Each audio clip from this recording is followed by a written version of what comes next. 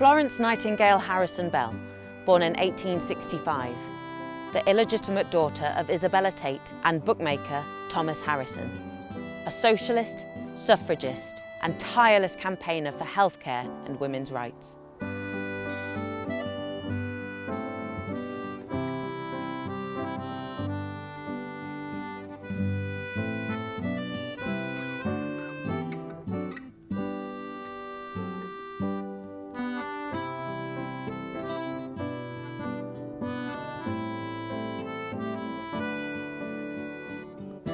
I'm Ellie North, and in July 2018 I played Florence in a joint Shootery Arts and People's Theatre multimedia production of Heaton. Heaton Park, a place Florence would have known well, the site of the Bowling Green Pavilion, which the Heaton suffragettes burned down in 1909. Hundreds of pounds of damage, the loss of prize-winning bowls, some canvas shoes and galoshes.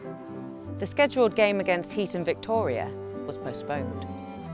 The period before the First World War was politically and socially a hopeful time for women's rights and equality, and many believed that the breakthrough for the vote was imminent.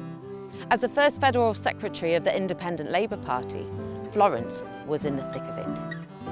I draw a parallel today with the expectations, protests and fights for equality with the Me Too and Black Lives Matter movements. Florence would have recognised both. A keen motorcyclist, Florence toured the northeast and further afield to campaign against, as she called it, the vulgarity of wealth and the vast difference between rich and poor, a gap still with us today. Her stand on health was particularly influential. She maintained a well-cared-for and healthy workforce could only lead to improved production and a stronger economy for all. Everything she stood for is enshrined in the NHS, which ironically, in 1948, the year she died, came into being. Florence was born in Benton, but lived here at No. 6 Hotspur Street from 1901 to 1920. Inspired by her achievement, the chorus and cast of Heaton and members of the Heaton History Group raised a petition to formally recognise the career of the redoubtable Mrs. Harrison Bell.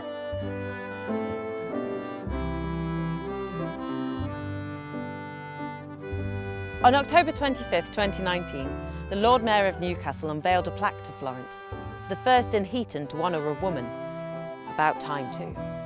Other famous guests on the day included theatrical impresario George Stanley, Lady Catherine Parsons from the Heaton Works, and Tyneside's world champion penny farthing rider George Waller.